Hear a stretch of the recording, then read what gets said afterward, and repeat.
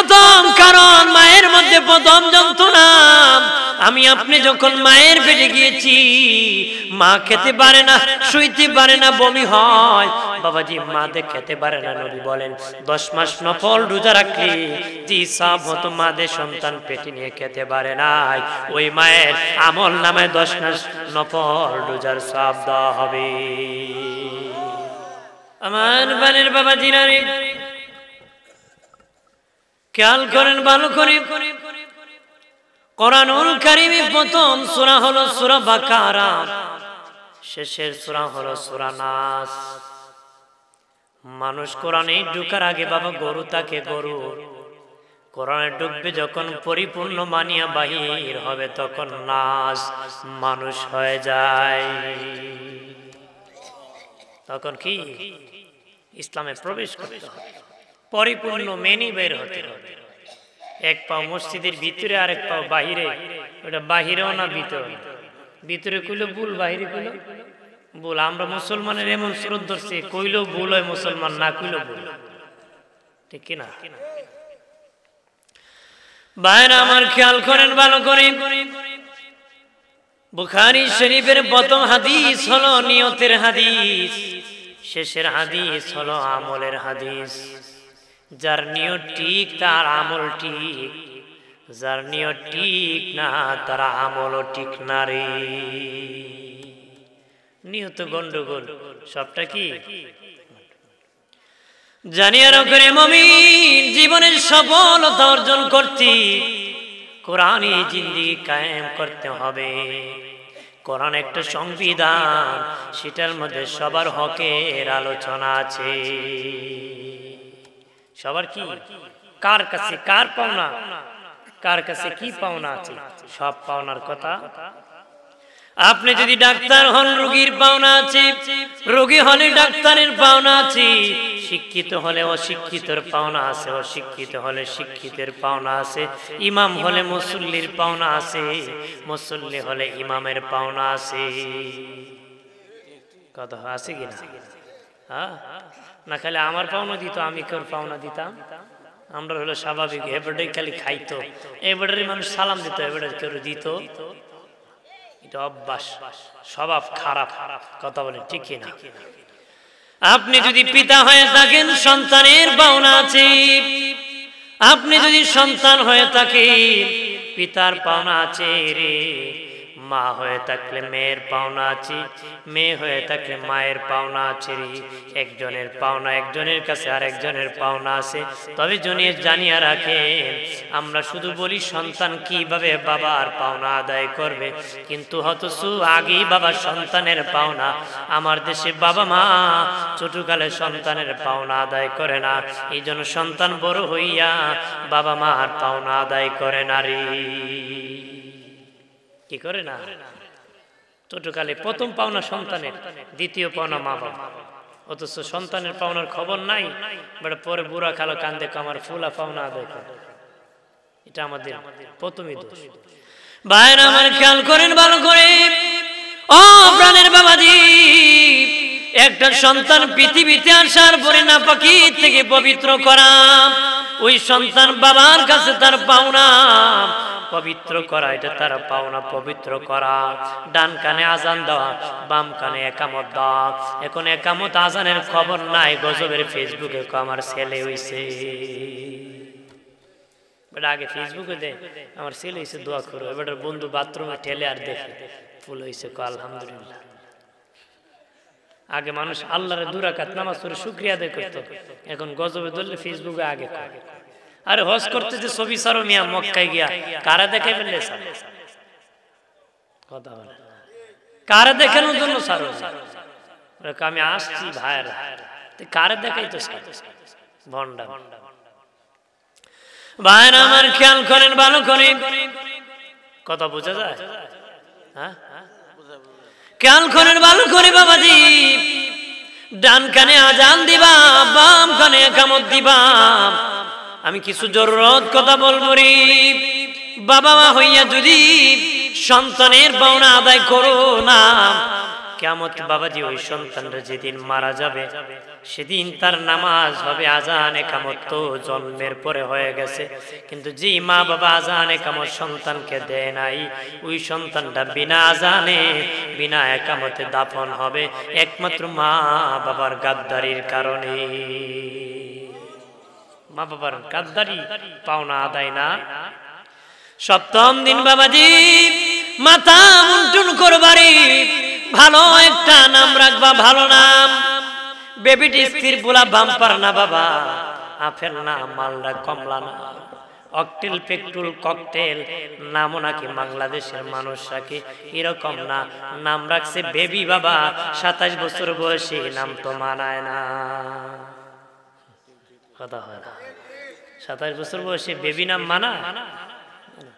নাম রাখছে বেবি, নাম রাখছে কি টেস্ট কি ব্রাশ ফায়ার ফায়ার করে ভালো নাম রাখবা, ভালো নাম। এক বুড়া লোক হযরত ওমর ইবনুল খাত্তাব রাদিয়াল্লাহু তাআলা আনহুর দরবারে বিচার দায়ের করছে, আমিরুল মুমিনিন আমার ছেলে কথা শুনে না, আমার ছেলে কথা শুনে না, আমি বিচার চাই। হযরত ওমর ইবনুল খাত্তাব বলে, তোমার ছেলের পাওনা তুমি আদায় করছো নি? কথা করেছি। সপ্তম দিন কি নাম রাখছো? জুল ডাকছে, আমরা রাখি জুয়েল। এল আর উইলের পার্থক্য, তার রাখছে জুল। হযরত ওমর কই এটা তো কোনো ইসলামী নামই না, সন্তানের নাম জন্মের পরে সপ্তম দিন ভালো নাম পাওনা দেও নাই, বড় হইয়া ছেলে তোমার পাওনা দেয় নাই। ভালো নাম রাখবা, ইব্রাহিম নাম রাখবা, ইসমাইল নাম রাখবা, হাসান রাখবা, হুসাইন রাখবা, আব্দুল্লাহ রাখবা, আব্দুর রহমান রাখবা। এরকম ভাবে সুন্দর সুন্দর নাম রাখবারে কিয়ামতের দিন আল্লাহ বলবেন ইব্রাহিম কই? তখন যত নামের মুসলিম ইব্রাহিম ছিল তারা দাঁড়ায় যাবে, আল্লাহ বলবেন তোমরা না, আমার খলিল ইব্রাহিমকে আমি ডাকছি। তখন তারা খুব, আল্লাহ আমাদেরও তো মা বাবা ইব্রাহিম নাম রাখছে। আপনাদের খালি কোন একজনের কথা, আমাদের মা বাবা তো ইব্রাহিম রাখছে। আল্লাহ বলবেন বান্দারে আমার খলিলের নামের সাথে মিল রেখে নাম রেখেছো, আমি আল্লাহ তোর নাম যারা রাখছে তাদেরকে মাফ করছি, তোরও মাফ করে দিছি। তোর নাম যারা রাখছি এরারও মাফ করছি। বিছানা দেন, পিছনে বিছানা দেন, টানাটানি দরকার নেই তো, আপনি বসে। যারা তোর নাম রাখছিল তাদেরকে মাফ করছি, তোদেরকেও মাফ করে দিছি। সুবহানাল্লাহ বলি, জোরে বলি। ভাইরা আমার খেয়াল করেন ভালো করে, সপ্তম দিন ভালো নাম রাখা, মাথা মুন্টন করে নফল সদকা করবা। আল্লাহর নবী ইমাম হাসান হুসাইনের মাথা মুন্টন করে চুল পরিমাণ ওজন করে নফল সদকা করছে। সুবহানাল্লাহ। আমরা তো বেটা 40 দিন আগে কামাই আছে না। ভাইরা আমার খেয়াল করেন ভালো করে, ছেলেকে বাবাজি বয়স যখন 7 বছর হবে নামাজের জন্য আহ্বান করবা। বয়স যখন 7 হয়ে যাবে নামাজের জন্য আহ্বান করবা। তাহলে নামাজের কথা 7 বছর বয়সে বললে ইমানের দাওয়াত আগেই দিতে হবে, কালেমার দাওয়াত আগেই দিতে হবে। আমার দেশে ছেলে ইংরেজিতে কথা বলতে পারে, কালেমা পড়তে জানে না রে, বাড়ির মোবাইল নম্বর সব জানে, নবীর নাম জানে না রে। ঠিক না? ইংরেজিতে কথা বলতে পারে কিন্তু কালেমা পড়তে জানে, বাড়ির মোবাইল নাম্বার জানে সব, কিন্তু নবীর নাম জানে না। ঠিক কিনা বলে? আছে কিনা? ভাইরা আমার খেয়াল করেন ভালো করে, এই জন্য প্রাণের বাবাজি ছোট্ট বয়সে কালেমার দাওয়াত দিবা, হাতে ধরে ধরে মসজিদে নিয়ে যাবা। নবী বলেন যেই জামাতের বাসনে, যেই মসজিদের জামাতের বাসনে ছোট্ট বাচ্চা দৌড়াদৌড়ি করে না রে, মনে করবা তোমরা যারা জামাত করতেছো তোমাদের পরবর্তী জাতি পথভ্রষ্টর দিকে আছে, ইসলাম থেকে বেমুখ হয়ে আছে, ইসলামের পথে নাই। তোমরা এক পথে, তোদের বাচ্চা আর এক পথে আছে। আমার দেশে বাবা মসজিদের পিছনে বাচ্চা দৌড়লে যার বাচ্চা নাই হে বড় চিল্লি মারে, যে আছে হে বড় মাথে না নিরে বলতে, আর যে না এক কার বাচ্চা রে আছে কি না? আমি নিজে দেখছি কিছু লোক অতীতে চিল্লাইছে, কার বাচ্চা এখন তার নাতি প্রতি বড় হইছে, এখন বেটা আর মাথে না, সুবিধাবাদী জিন্দাবাদ। এরকম কেন হবে? বাচ্চা তো দৌড়বে, আমিও দৌড়ছি। এই জন্য আমি যদি এই বাচ্চাকে মসজিদের দিকে না যাই, যাবে কই? গানে যাবে, ইসলাম থেকে বেমুখ হবে। এই জন্য আমার জাতি যেন ইসলামের পথে থাকে, কেন বলে? ভাইরা আমার খেয়াল করেন ভালো করে, একটু শাসা বেশি বেটা, একটু কম, একটু শাসা কম কম, হালকা হালকা একটু দোষে পরে সাল্লাল্লাহু আলা, ঠিক আছে, সাল্লাল্লাহু আলাইহি সাল্লাল্লাহু আলা মুহাম্মদ সাল্লাল্লাহু। ডানে মাটি বামে মাটি, আমাটি হবে বিছানা, উপরেতি বাঁশির সানি, হাওয়া বাতাস লাগবে না। সাল্লাল্লাহু সাল্লাল্লাহু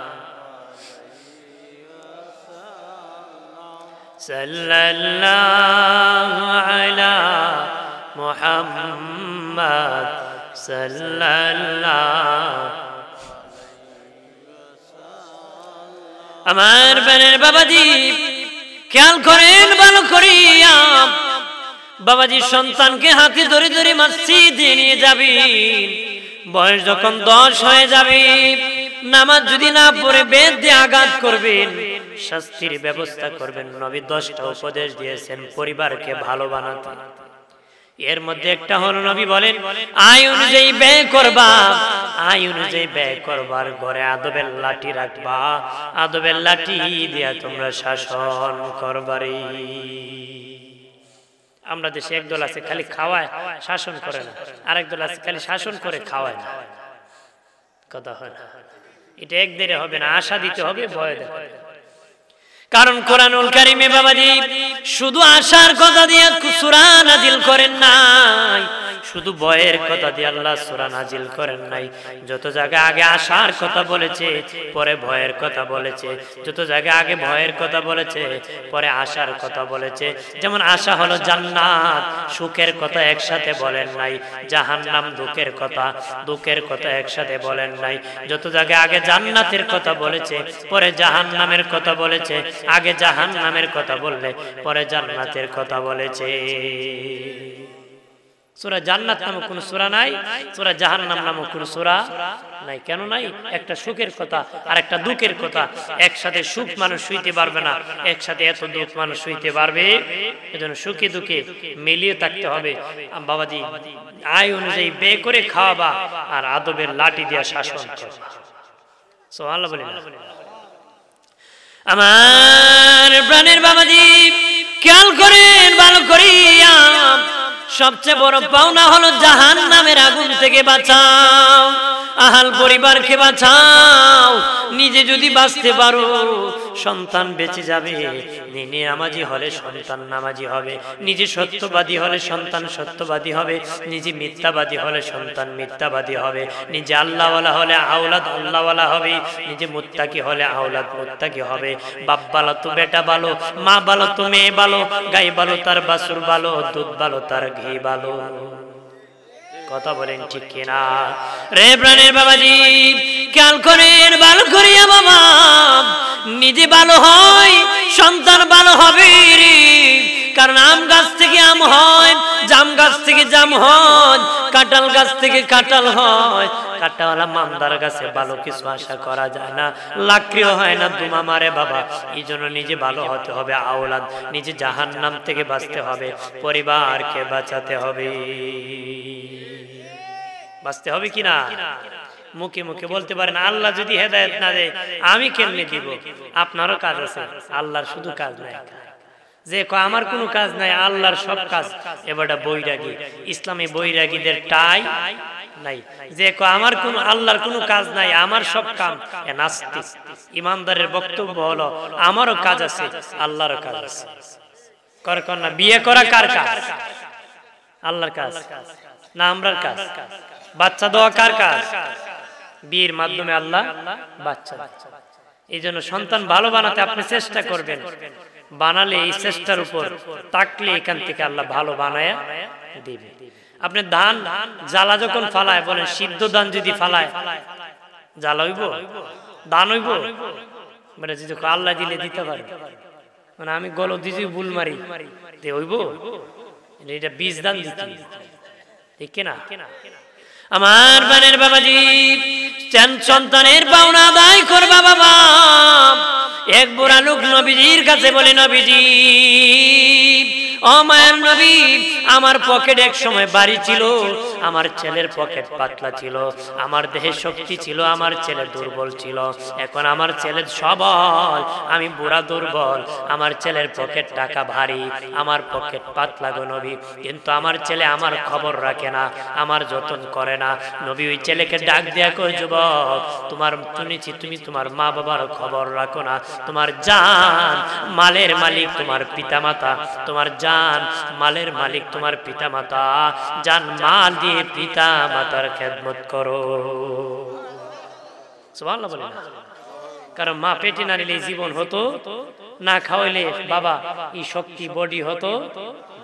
ভাইরা আমার খেয়াল করেন ভালো করে, সাহাবী প্রশ্ন করলো, নবীজি খেদমত করব কার? নবী বললেন কালা উম্মুকা, তোমার মার। কালা সুম্মা মানের বলে কে? কালা উম্মুকা, তোমার মার। তৃতীয়বার কালা সুম্মা মানের পরে কে? কালা উম্মুকা, তোমার মার। চতুর্থবার কালা সুম্মা মানের পরে কে? নবী কয় কালা আবুকা, তোমার পিতার। পঞ্চমবার নবীজি এর পরে কে? নবী কয় কালা আদনাকা, আদনাকা, তারপরে তোমার পাড়া প্রতিবেশীর খেদমত করবা। একটু চিল্লায় বলে আল্লাহু আকবার। মায়ের কথা 3 বার বলেছেন, বাবার কথা 1 বার বলেছেন। মায়ের কথা 3 বার কেন বলেছেন, বাবার কথা 1 বার কেন বলেছেন? অনেকে বলতে পারেন তাহলে মায়ের যত্ন বেশি করে করব, বাবার যত্ন কম করে করব। এই জন্য নয়, মায়ের মধ্যে 3টা যন্ত্রণা আছে, বাবার মধ্যে 1টা যন্ত্রণা আছে। এই জন্য নবী 3টা যন্ত্রণার কথা বলতে 3 বার মায়ের কথা বলেছেন। বাবার মধ্যে 1টা দুঃখ আছে, এই জন্য বাবার কথা 1 বার বলেছেন। সন্তান হইয়া বাবা মা উভয়ের সেবা করতে হবে। কেউ কম কেউ বেশির জন্য নবী 3 বার আর 1 বার বলেন নাই, উভয়কে খেদমত করতে হবে। 3 বার মায়ের কথা, বাবার কথা 1 বার কেন? মায়ের মধ্যে 3টা যন্ত্রণা, বাবার মধ্যে 1টা। মায়ের মধ্যে 3টা যন্ত্রণা খেয়াল করেন। এই বিষয়ে আলোচনা করার কারণ হলো, বাবা শিক্ষিত হয়েছে ঠিক, বহু সন্তান বাবা মার খবর রাখে না। বহু বাবা আছে সন্তানের খবর রাখে না। কথা বলেন ঠিক কিনা বাবাজি? বহু বাবা আদালতে যায়, মামলা করে থানায় সন্তানের নামে, সন্তান যাইতেছে বাবার নামে মামলা করতেছে। নাফরমান ভরে গেছে, মা বাবার অবাধ্য সন্তান ভরে গেছে, শয়তানের দেশ ভরে গেছে। কথা বলা বন্ধুরে আমার, নবীজি বলেন প্রথম কারণ মায়ের মধ্যে প্রথম যন্ত্রণা। আমি আপনি যখন মায়ের পেটে গিয়েছি, মা খেতে পারে না, শুইতে পারে না, বমি হয়।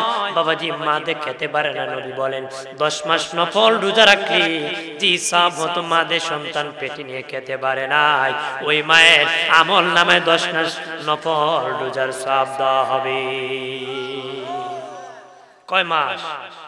10 মাসের নফল রোজার সওয়াব দেওয়া হবে। এই বিডি যদি ডিজ দেখে বাচ্চা পেটে নিয়ে খুব সওয়াব হবে বেশি। বহু লোক আছে, বহু মহিলা আছে স্বামীর বাড়ি থেকে পলায়, কত তোর বাড়ির ডিজ নাই, না আনলে আইতাম। আছে না? পলাইছে না? এরই ফলায় গাট্টি গুট্টালি ধরে না। কারণ ফুলা তাকে বিদেশ দিছে অ্যাকাউন্ট বোন নামে, ইসলামী ব্যাংকে দেখবেন খালি বিটেন সিরিয়াল ধরছে। বিড়ি 15 লাখ যখন হইছে, লাগাবাড়ি দেওরের সাথে ফলাই গেছে। কারণ মারে খাওয়ায় না, বাপরে খাওয়ায় না, খাওয়ায় বউরে, বউ কিছু ভবিষ্যৎ বেড়া উনছে আম হয়ে গেছে, চলাও গেছে। তো তোর যাইতো না, কার যাইতো না? না ফরমা। বাবাজি মায়ের পেটে যখন আমি গিয়েছি মা রাত্রে ঘুমাইতে পারে না। নবীজি বলেন যে ইমাম রাতের বেলা ঘুমাইতে পারলো না, ইমাম 10 মাস দাঁড়াইয়া নফল নামাজ পড়লে রাত্রি জি সব হতো। মায়ের আমল নামায় 10 মাস নফল নামাজের সব দেওয়া হবে। নবী বলেন আমার উম্মতের দল, তুই যখন মায়ের পেটে গিয়েছ তোর খাবারের দরকার হলো, রুহু যখন এসে গেল খাবারের দরকার হলো কি খাওয়াবে, খলকাল ইনসান, আল্লাহকে আমি মানুষ বানাইছি তার প্রয়োজন মিটাইছি, আমি কি খাওয়াবো? তোর মায়ের মাসিক অসুখকে আমি বন্ধ করে দিয়েছি, তোর মায়ের নাভির সাথে তোর নাভির সাথে আমি তার জোড়া লাগাই দিছি।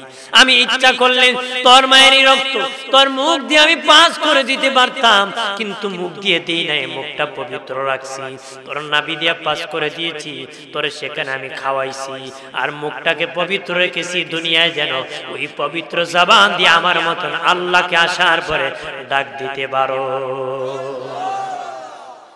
আরে বাঙালি এই মুখ দিয়ে এমন গালি দে মেঘনা নদী 1000 বার কুলি করলো ফাঁক। আল্লাহকে তোর আমি নাভি দিয়ে খাবার পাস করছি, তোর মুখকে পবিত্র রেখেছি, আজকে গালাগালি সারা বাঙালি চলতে পারে না। আপনি গাড়িতে দেখবেন এক ড্রাইভার একটা বকতেছে, এক তালুই আরেকটা বকতেছে, এক দোকানদার আরেক দোকানদারের বকতেছে, এক জাল আরেক জালরে বকতেছে, এক ভাই আরেক ভাইয়ের গালি দিতেছে, এক কৃষক আরেক কৃষককে বকতেছে। বাবাজি একজন আরেকজনকে বকাবকি রে, সাবধান, আল্লাহ জবান দিয়েছে পবিত্র জবান, নাপাক করিও না। নবী কম্মত্রী তোর মা তোকে পেটে বহন বড় কষ্ট করেছে, সাবধান ওই মায়ের সাথে নাফরমানি করিও না রে। 2 নম্বর যন্ত্রণা মায়ের।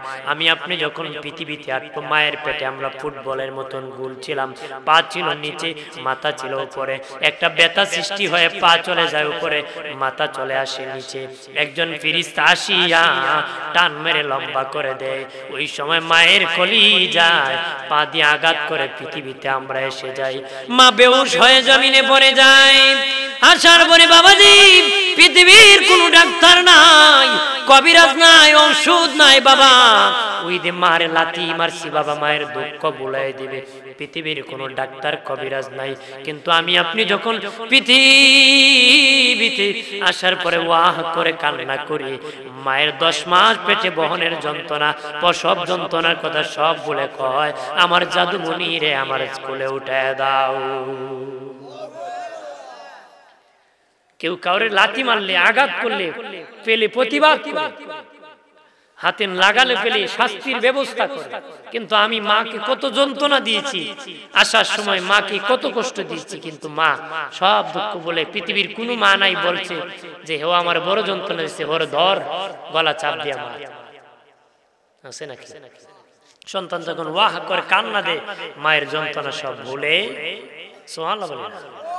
ভাইরা আমার খেয়াল করেন ভালো করে, নবীজি বলেন আমার উম্মতেরা 2 নম্বর তোর মা তোকে প্রসব করেছে বড় কষ্ট করি, ওই মায়ের সাথে নাফরমানি করিও না।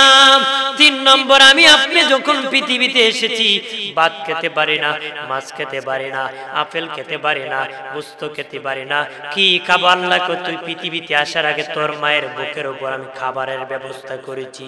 কি খাবার? শুধু খাবার না, রোগ প্রতিরোধ ক্ষমতা গঠন করবে। তুই যখন পৃথিবীতে আসবি তোর মায়ের বুকের উপর আমি খাবারের ব্যবস্থা করেছি রে, ওই খাবার আমি বেশি গাঢ় করি নাই, তোর স্বাস্থ্য দুর্বল হজম করতে পারবে না, আমি হালকা পাতলা করেছি, হালকা মিষ্টি দিয়েছি। তোর মায়ের বুটার মধ্যে একটা ছিদ্রি দেই নাই, তোর কচি কণ্ঠ একটা ছিদ্রি টান দিলে অনেক দুধ বের হলে গলা আটকা পড়ে তুই মরে যাবে। আমি আল্লাহ তোর মায়ের বুটার মধ্যে সূক্ষ্ম 32টা ছিদ্র দিয়া দুধ বাহির করে তোর লালন পালন করছি। এরপরে কত দুধ খেয়েছি মায়ের স্তন থেকে। তাফসীর রুহুল মানিতে আল্লামা আলুসি বাগদাদি হানাফি রাহমাতুল্লাহ আলাইহি বলেন সবচেয়ে কম 2 বছরে যে বাচ্চা দুধ পান করেছে, সবচেয়ে কম যে বাচ্চা দুধ পান করেছে তারপর 9.5 মণ দুধ পান করেছে। আর সবচেয়ে বেশি 2.5 বছর অনেকে দুধ পান করে বাবাজি, সবচেয়ে বেশি যে দুধ পান করেছে 35 থেকে 40 মণ পর্যন্ত দুধ পান করে।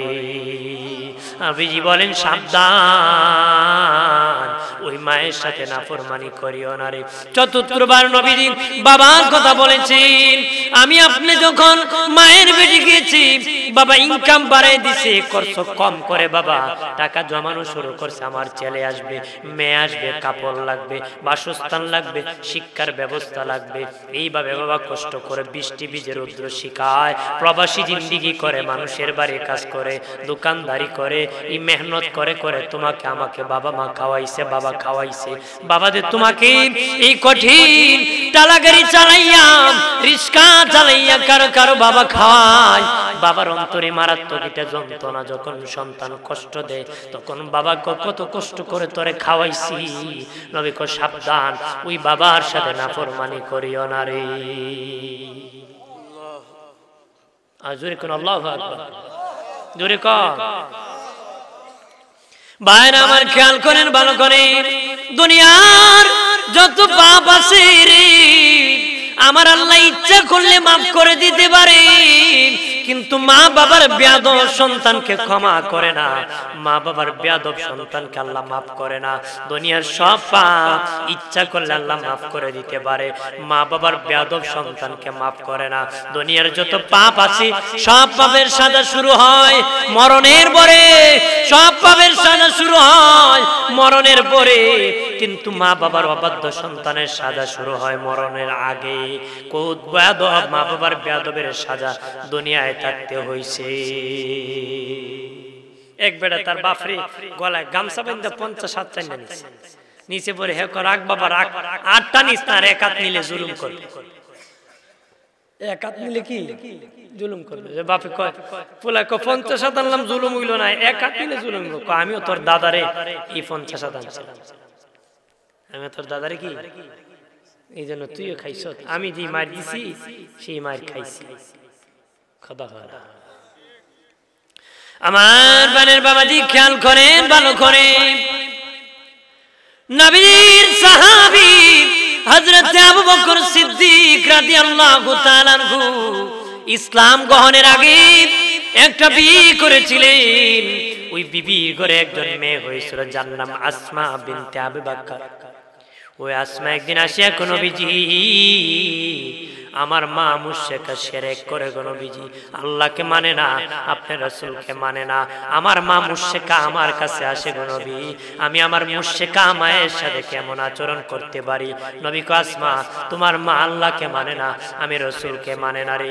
আরে আসমা এর বড় তোমাকে পেটে বহন করেছি, প্রসব যন্ত্রণার কষ্ট করেছে, দুধ পানের কষ্ট করেছে, সাবধান ওই মুশরিকা মায়ের সাথে ভালো আচরণ করতে হবে।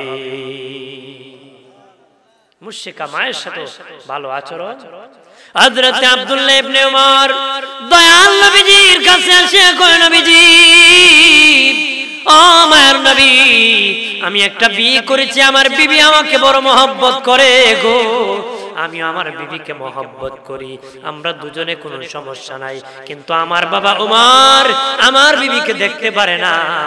আমার বাবা কো আব্দুল্লাহ তুমি তোমার বিবিকে তালাক দিয়ে দাও, কিন্তু আমাদের মধ্যে কোনো ঝগড়া নাই। নবীজি বিবি রাখলে বাবা বেজার, এখন কি করব, বিবি রেখে নিয়ে ছেড়ে কি করতে পারি? নবী কয় যাও যাও এ বাবা আব্দুল্লাহ ইবনে উমর বাড়ি যাও তাড়াতাড়ি করে, তোমার বিবি তালাক দিয়ে হলো, তোমার বাবা উমর ফারুককে তুমি খুশি করো। দয়াল নবীজি জেরানা নামক জায়গার মধ্যে সাহাবীদেরকে গোশত কেটে কেটে বন্টন করে দিতেছেন। হযরত তুফাইল রাদিয়াল্লাহু তাআলা আনহু থেকে হাদিস বর্ণিত। হযরত তুফাইল রাদিয়াল্লাহু তাআলা আনহু বলেন দয়াল নবীজি গোশত কেটে কেটে বন্টন করে দিতেছেন। এই সময় একজন বৃদ্ধ মহিলা নবীর কাছে এসেছে।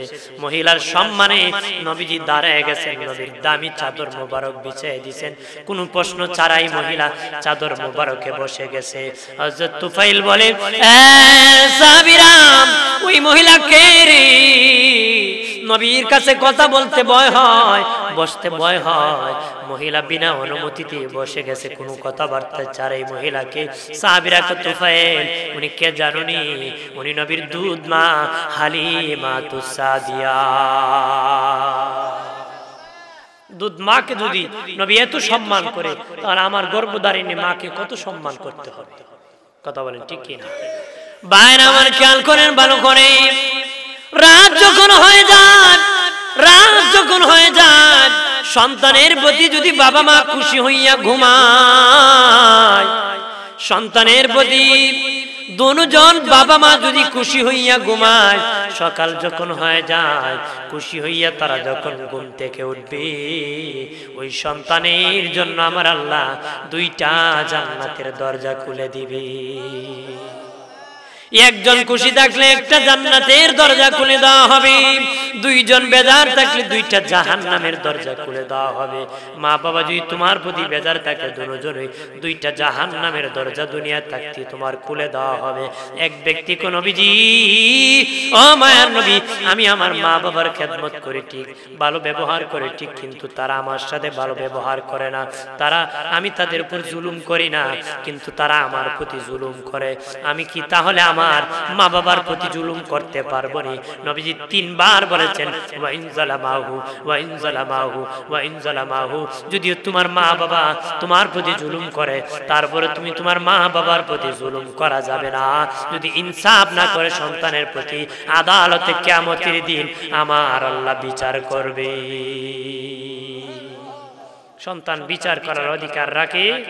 অনেক বাবা আছে, এক ছেলের এক চোখে দেখে, আরেক ছেলের আরেক চোখে দেখে, এক ছেলের বেশি দেয়, আরেক ছেলের কম দেয়। দাদা আছে, নাতি আছে, এই দাদি আছে। যে ছেলের টাকা আছে, এই ছেলের নাতিরে খুব আদর করে। যে ছেলের টাকা নাই, দূর দূর করে তার। এরা গাদ্দার মার্কা দাদা দাদি। শোনেরা করে দাদা দাদা দাদি হয়েছ, দাদা দাদি যারা হইছ, নানা নানি যারা হইছ, নাতিকে আদর করা নবীর সুন্নত। নাতিকে আদর করা নবীর সুন্নত। পৃথিবীর কেউ জানতো না গালে চুমুক দিলে দে ভালোবাসা হয়। পৃথিবীর কেউ জানতো না গালে চুমুক খেলে দে ভালোবাসা হয়। আমার নূরের নবী সর্বপ্রথম ইমাম হাসান হুসাইনের গাল মুবারকে চুমুকে পৃথিবীর মানুষকে ভালোবাসা শিক্ষা দিয়েছে। এই জন্য যদি নাতিদেরকে আদর করতে পারো, তাহলে নবীর একটা সুন্নত আদায় হয়ে যাবে। সুবহানাল্লাহ বলি না? বাইরে আমার খেয়াল করেন ভালো করে। ও বাবাজি খেয়াল করো রে, জুলুম করিও না, ইনসাফ করবা। সমান নজরে সন্তানদেরকে দেখবা, ইনসাফ করবা বাবা। আদালতে বিচার দিতে হবে রে, আদালতে বিচার দিতে হবে। যে ব্যক্তি মা বাবার দিকে রহমতের নজরে তাকাবি, কবুল হজের সওয়াব পাবে, কবুল হজের সওয়াব পাবে। 2বার তাকাবে, 2টা কবুল হজের সওয়াব পাবে।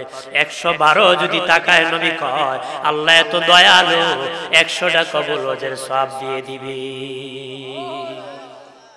100টা কবুল হজের সওয়াব দিয়ে দিবে। এখন রহমতের নজরের ব্যাখ্যা কি? তাকায় তাকায় চাওয়া, এটা না নাকি? বেটা শুনছিলে এতিমের মাথা আতাইলে সওয়াব হয়। এতিম পাইলে মাথা আতায়, কিন্তু 5 টাকা জীবনে দেন। এই আতানির কথা কইছে, তার দয়া করার কথা কইছে। মাথার উপর হাত রাখা মানে তার গার্জেনের দায়িত্ব নেওয়া, তাকে বাসস্থান খাওয়ার ব্যবস্থা করবে। সুবহানাল্লাহ। বাবাজি 3 ব্যক্তির জন্য আমার আল্লাহর জান্নাত ওয়াজিব হয়ে আছে। 3 ব্যক্তির জন্য আমার আল্লাহর জান্নাত ওয়াজিব। এক ব্যক্তি হলো বাবা যার 2টা কন্যা সন্তান আছে, দিন শিখায় দিনদার ছেলের কাছে যদি বিয়ে দিতে পারে, ওই বাবা মার জন্য আমার আল্লাহর জান্নাত ওয়াজিব হয়ে আছে। 2 নম্বর, কোন অন্ধ লোকের যদি কেউ বাসস্থানের লালন পালনের ব্যবস্থা করে দিতে পারে, ওই দাতার জন্য আমার আল্লাহর জান্নাত ওয়াজিব হয়ে আছে। 3 নম্বর, কোন এতিমের বাসস্থান আর লালন পালনের ব্যবস্থা যদি করে দিতে পারো, ওই দাতার জন্য আমার আল্লাহর জান্নাত ওয়াজিব হয়ে আছে। সুবহানাল্লাহ বলি না? রহমতের নজরের ব্যাখ্যা কি? শুধু ধ্যান করে তাকায় থাকার কথা রহমতের নজর নয়। বাবাকে বলবা বাবা লুঙ্গি লাগবে নি, বাবা গেঞ্জি লাগবে নি, বাবা সাবান লাগবে নি, বাবা ওযু করবানি, বাবা গোসল করবানি, বাবা প্রস্রাব করবানি, বাবা নামাজ পড়বানি, বাবা কি খাইবা, বাবা কোন ওষুধ লাগবে, মা এইটা লাগবে নি ওইটা লাগবে নি। বাজারে গেলেন বাবা, বাজার করে 100 টাকা রয়ে গেল, সামান্য কিছু আঙ্গুর ফল নিয়ে যখন মায়ের মুখে উঠায় দিবা, বাবার মুখে উঠায় দিবা, এরকম যতটা সেবা করবা ততটা কবুল হজের সওয়াব আমলনামায় পাবারে, ততটা কবুল হজের সওয়াব আমলনামা, ততটা কবুল হজের সওয়াব পাওয়া যাবে। ওরে মুমিন খেয়াল করেন ভালো করিয়া, এই জন্য খেদমতেই হবে রহমত। কথা বলেন না, খেদমত করলে রহমত আসেরি, খেদমত নাই আমার আল্লাহর রহমত নাই। আল্লাহুম্মা সাল্লি আলা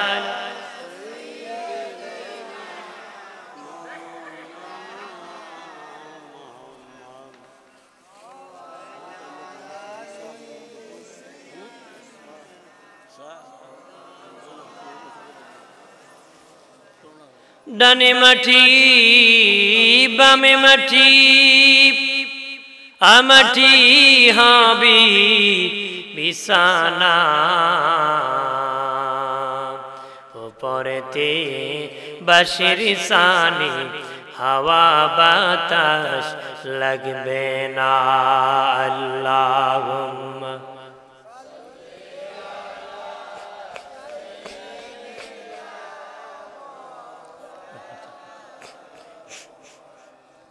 ওয়ালা আলি।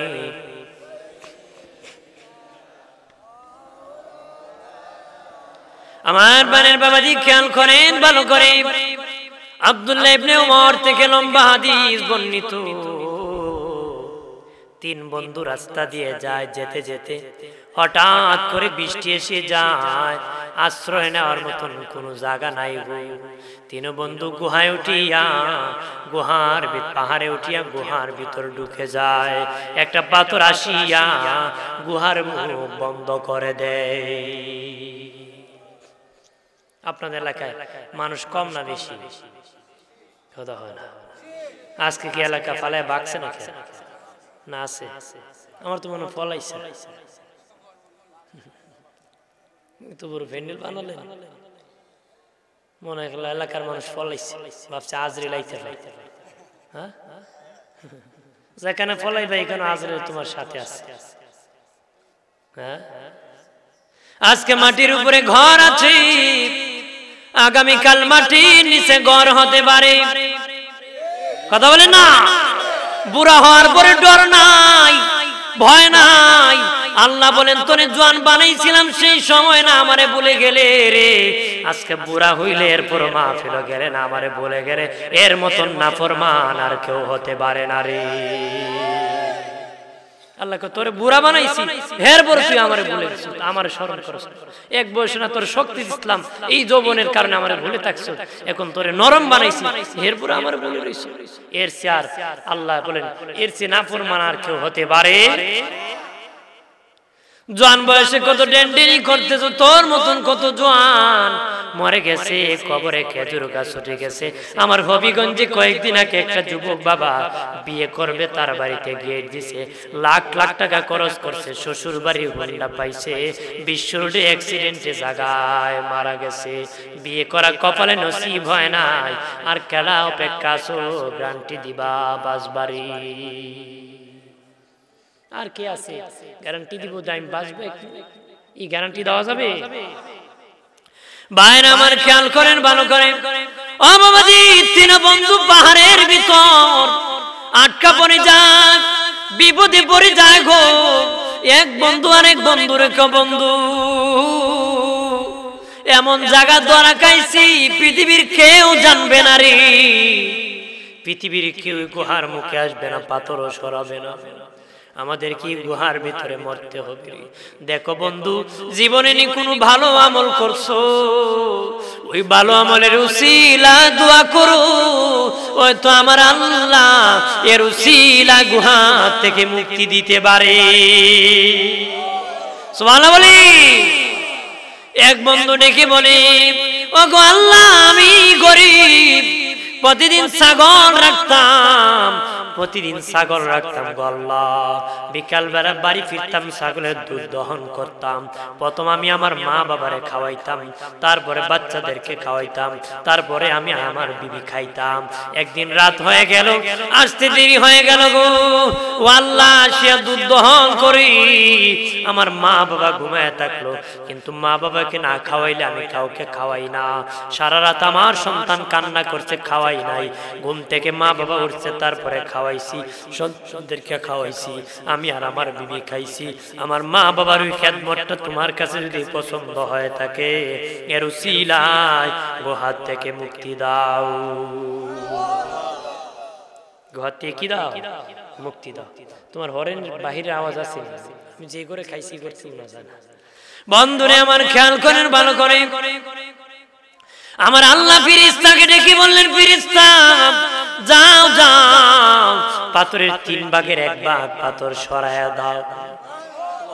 দ্বিতীয় বন্ধু বলে, আল্লাহ ও মালিক, আমার বাড়ি একটা লোক কাজ করতো গো, সারাদিন কাজ করলে 1 পারাক চাল পাবি, সারাদিন কাজ করছে সে। কমনিব আমার আমানত, আমার পাওনা আমারে বুঝায় দাও। আমি 1 পারাক চাল মাপিয়া ঝুঁকিয়ে তারে দিয়ে দিলাম। সে কমনি, আমার এখন দরকার নাই, তোমার কাছে আমানত রাখলাম, যেদিন আমার দরকার সেদিন আমি নিব গো। বহুদিন হয়ে যায় লোকটার আমানত নেয় না। আমি বাজারে বিক্রি করে ছাগল কিনলাম, ছাগল বাড়তে বাড়তে বিক্রি করে গরু কিনলাম, গরু বাড়তে বাড়তে গোয়াল ঘর বানালাম, রাখাল রাখলাম। বহুদিন পরে ওই গরিব মানুষটা গমনি, বহুদিন আগে 1 পারাক চাল তোমার কাছে আমানত রাখলাম, আমারটা আমাকে ফিরিয়ে দাও। তখন বললো, যাও যাও, গোয়াল ঘরে যায়া গরু গুলা নিয়ে যাও। সুবহানাল্লাহ বলি। ওই গরিব লোকটা বলে, মনিব ঠাট্টা কেন করো, মস্কারি কেন করো রে? কমনিব, আরে আমার লোক, গরিব মানুষ, আমি মস্কারি করতেছি না, ঠাট্টা করতেছি না, আল্লাহর বান্দা। আল্লাহর কসম 1 বার, আল্লাহর কসম 2 বার, আল্লাহর কসম 3 বার, এগুলা তোর চাল বিক্রি করে বাড়তে বাড়তে গরু হইছে, এটা তোর আমানত, তুই নিয়ে যা। আল্লাহ গো, ইচ্ছা করলে আমি 1 পারাক চাল দিয়ে তার বিদায় দিতে পারতাম, কিন্তু গোটা আমানতদারি দিয়ে বিদায় দিছি। ওই আমলটা যদি তোমার কাছে পছন্দ হয়ে থাকে, এর উসিলায় গো হাত থেকে মুক্তি দাও। আল্লাহ বলেন, ফেরেশতা রে ফেরেশতারা, যাও যাও, পাথরের বাকি 2 ভাগের আরেক ভাগ সরায়া দাও। আল্লাহু আকবার বলে না। তৃতীয় বন্ধু বলে, আল্লাহ ও মালিক, আমার একটা চাচাতো বোন ছিল, আমি তারে পছন্দ করতাম, কিন্তু সে আমারে পছন্দ করতো না। একদিন সে 100 টাকা দরকার, আমার কাছে ধার নিতে এসেছে, আমি রাজি না। এ বেবিচারের শক্তি তাকে 100 টাকা দিতে রাজি হইলাম। আমার বোনও এত বিপদে রাজি হয়ে গেছে, অন্ধকার ঘরে দরজা বন্ধ করে যখন বেবিচার করব, বোন বলে, ভাই আল্লাহকে ভয় করো, যেই ঘরে পৃথিবীর কেউ দেখে না, আমার আল্লাহ দেখতেছে। কথা বলেন ঠিক? ভয় করো আল্লাহ গো। ইচ্ছা করলে আমি জিনা করতে করতাম, পৃথিবীর কেউ আমাকে আটকাইতো না। সেদিন তোমার ভয় আমাকে জিনার থেকে দূর করেছিল। ও আল্লাহ, ওই ভয়টা যদি তোমার কাছে পছন্দ হয়ে থাকে, এর উসিলায় গো হাত থেকে মুক্তি দাও। আল্লাহ কো, যা ফেরেশতা, পাথরের বাকি অংশ সরাইয়া 3 বন্ধুর হাতে ধরিয়া গো হাত থেকে উঠায় দাও। গুনাহ থেকে বাঁচলে বিপদ থেকে বাঁচা যায়, আমানতের হেফাজত করলে বিপদ থেকে বাঁচা যায়, মা বাবার সেবা করলে বিপদ আযাব গজব থেকে বাঁচা যায়। সুবহানাল্লাহ বলি।